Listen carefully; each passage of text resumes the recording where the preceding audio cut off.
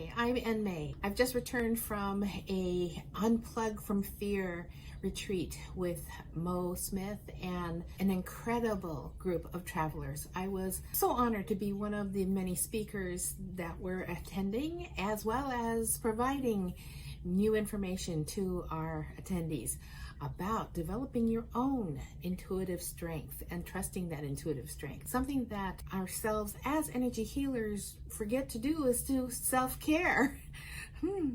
So attending in one of Mo's formats is to also self-care the speakers, the ones who give every day as a personal advisor or business advisor. We too receive from each other, and the exchange is enormously bouncing and vibrant and revealing. For energy healers, I really recommend coming to an Unplug. Most events will allow you to feel nourished and recharged. I mean, it's been a week and I'm feeling pretty amazing. And I have a very full schedule the rest of this year. So please join me. Please be there. Your heart will thank you. Your family will thank you. I can tell you that. We'll see you there. Thank you.